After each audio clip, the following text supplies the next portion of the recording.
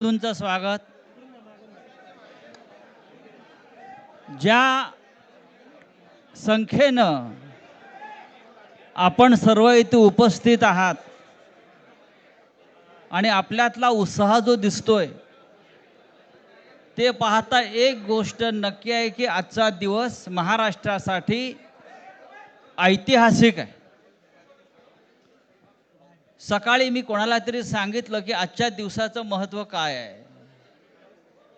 संयुक्त महाराष्ट्राच्या लढ्यानंतर जो संयुक्त महाराष्ट्राचा मंगल कलश महाराष्ट्रामध्ये आला तो मराठी ऐक्याचा मंगल कलश होता. आणि आज पुन्हा एकदा हा मराठी ऐक्याचा मंगल कलश घेऊन सन्माननीय उद्धव ठाकरे आणि सन्माननीय राज ठाकरे आपल्या समोर आलेले आहेत.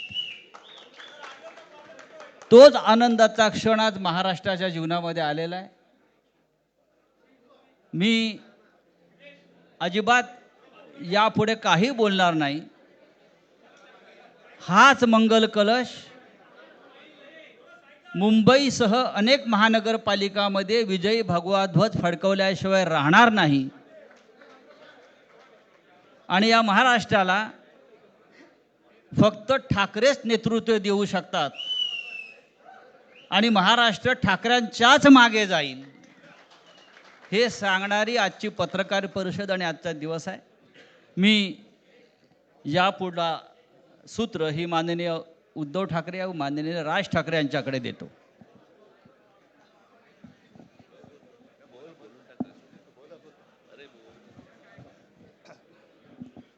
बघा एवढं आमचं एकमत झालेलं आहे. सर्वांचं स्वागत करतोय. आणि आता संजय राऊत यांनी संयुक्त महाराष्ट्राच्या लढ्याची आठवण करून दिली. तो जो मंगल कलश आणला गेला तो काही सत्यनारायणाच्या पूजेसारखा आणला गेला नाही. त्याच्या मागे खूप मोठा संघर्ष झालेला आहे. 105 107 किंवा त्याहूनही जास्त मराठी माणसांनी बलिदान देऊन मुंबई महाराष्ट्राला मिळवून दिली आणि त्याची आठवण आज होणं स्वाभाविक आहे. कारण आम्ही आज दोघंही इथे बसलेलो आहोत ठाकरे बंधू. आमच्या दोघांचेही आजोबा प्रबोधनकार हे संयुक्त महाराष्ट्राच्या लढ्यामध्ये पहिल्या 5 सेनापतींमधले एक सेनापती.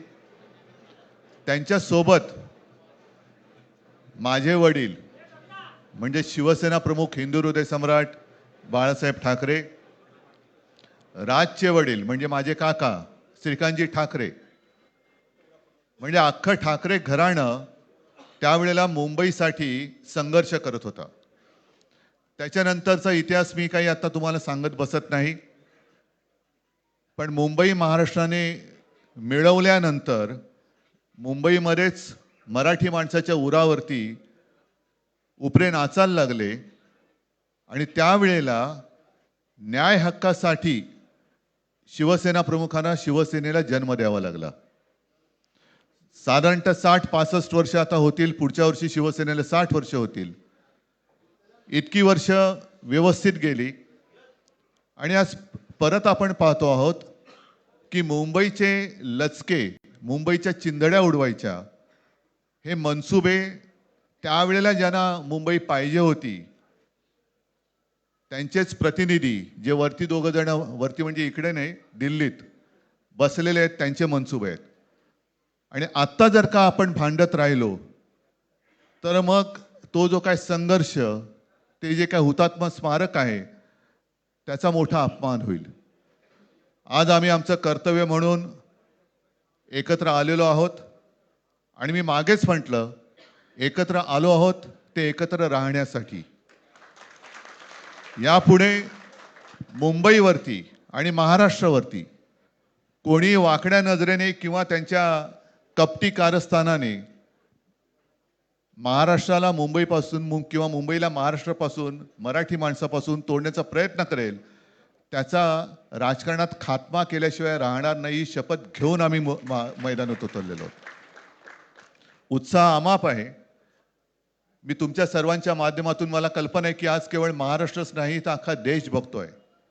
मी सर्वांना विनंती करतोय, आवाहन करतोय आणि एक सूचना सुद्धा करतोय, कारण मागे विधानसभेच्या वेळेला भारतीय जनता पक्षाने जो एक अपप्रचार केला होता, बटेंगे तो कटेंगे, तसंच मी मराठी माणसाला सांगतोय की आता जर का चुकाल तर संपाल, आता जर का फुटाल तर पूर्णपणे संपून जाल.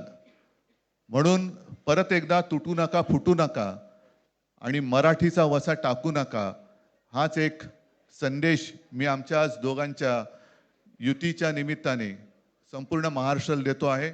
आणि मला खात्री आहे की मराठी माणूस हा सहसा कोणाच्या वाटेला जात नाही, पण त्याच्या वाटेला जर का कोणी आलाच तर त्याला परत जाऊ देत नाही.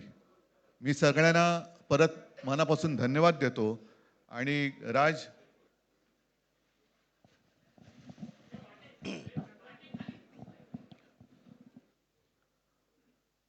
आपणा सर्वांचं मी मनपूर्वक स्वागत करतो.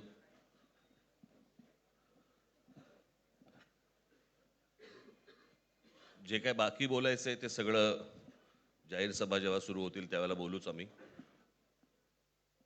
परंतु माझी एक मुलाखत झाली होती आणि मी मुद्दामून आठवण करून देतो त्या गोष्टींची. आणि त्या मुलाखतीमध्ये मी असं म्हटलं होतं की कुठल्याही वादापेक्षा आणि भांडणापेक्षा महाराष्ट्र मोठा आहे. आणि मला असं वाटतं तिथून त्या आज आम्ही एकत्र येण्याची सुरुवात त्या वाक्यापासून झाली.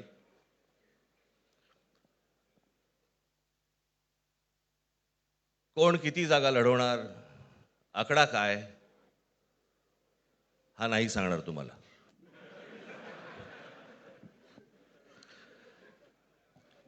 महाराष्ट्रामध्ये सध्या लहान मुलं पळवण्याची खूप टोळ्या फिरतायत. त्याच्यामध्ये 2 टोळ्या अजून जास्ती ॲड झालेल्या आहेत. ते राजकीय पक्षांमधली मुलं पळवतात आणि जे निवडणुका लढवणार आहेत त्या लढवणाऱ्या सर्व उमेदवारांना दोन्ही पक्षांकडनं उमेदवारी दिली जाईल. ती कधी भरायची, केव्हा भरायची ते आपल्याला कळवलं जाईल.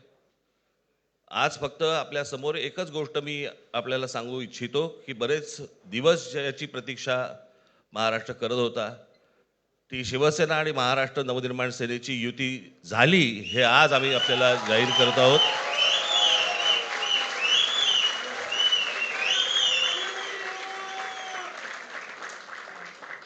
धन्यवाद.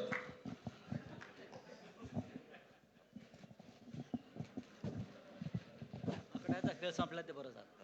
नाही, आकड्यांचा खेळ आता सांगायचं नाही.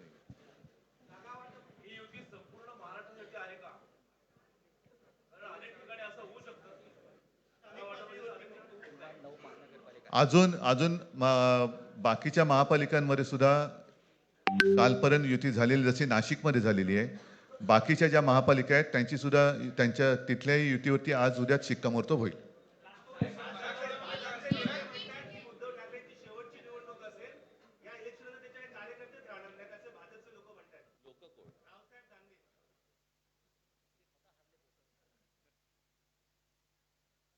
त्यांच्यावरती प्रतिक्रिया देण्याच्या तरी पातळीचे राहिलेत का ते?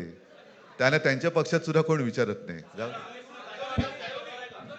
मला असं वाटतं की उत्तरं देवांना द्यावीत, दानवांना नाहीत.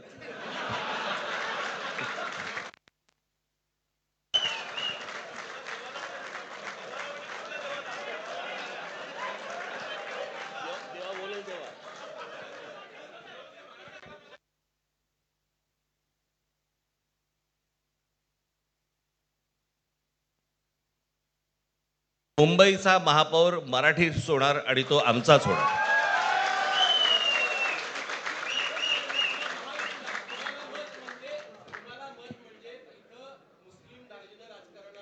मला असं वाटतं की एक मुख्यमंत्र्यांचा व्हिडिओ पण फिरतोय ज्याच्यामध्ये ते अल्ला हाफिज असं म्हणलेत, बरोबर ना? तर या गोष्टी त्यांनी सांगू नयेत. माझ्याकडे खूप व्हिडिओज आहेत.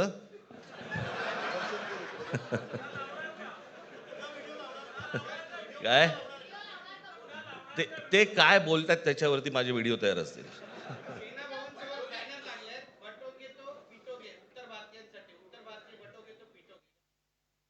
म्हणायचंय? काय म्हणायचं त्याच्यावर? सगळ्यावर कसं बोलायचं रे?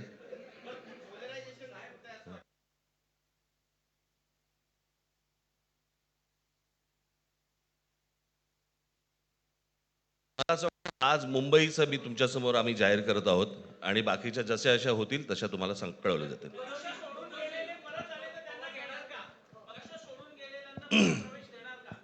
मग कोण गेलेत?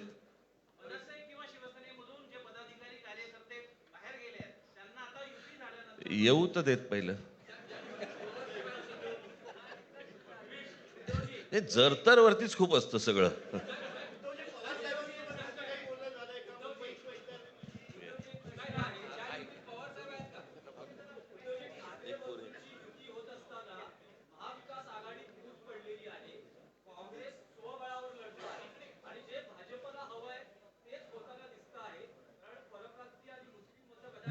आ- भाजपला काय हवं आहे ते भाजपने पाहावं.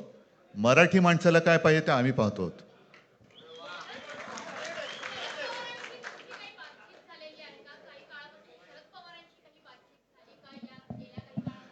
चर्चा सुरू आहे. चर्चा सुरू आहे. बघू त्यांच्यात. आम्ही आज आमची युती जाहीर केलेली आहे, शिवसेना आणि महाराष्ट्र नवनिर्माण सेना. जे जे महाराष्ट्र प्रेमी आहेत त्याच्यात काही भाजपातले सुद्धा अस्सल मराठी आहेत, ते सुद्धा येऊ शकतात. ही महाराष्ट्र रक्षणासाठी महाराष्ट्र प्रेमींची युती आहे. त्याच्यात काही जण भाजपमध्ये सुद्धा आहेत. त्यांना हे जे काही चालले ते पाहवत नाहीये किंवा सहन होत नाहीये, ते सुद्धा येऊ शकतात.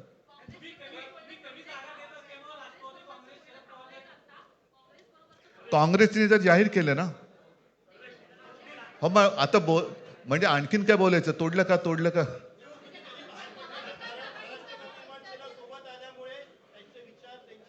बघा, मला बाकी कोण काय म्हणते त्याच्याशी काही कर्तव्य नाही. मी परत एकदा सांगितलं, महाराष्ट्राला आणि मराठी माणसाला काय पाहिजे ते आम्ही दोघं बघतो.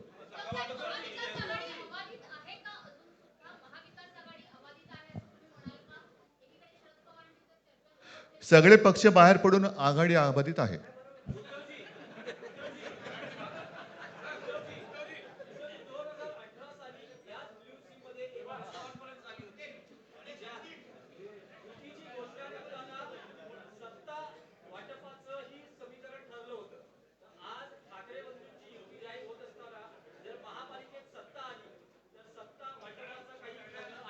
त्यावेळेला आम्ही हा निर्णय जाहीर केला होता आणि नंतर काय झालं तुम्हाला माहिती आहे. म्हणून आज आम्ही तो निर्णय जाहीर करत नाही आहोत.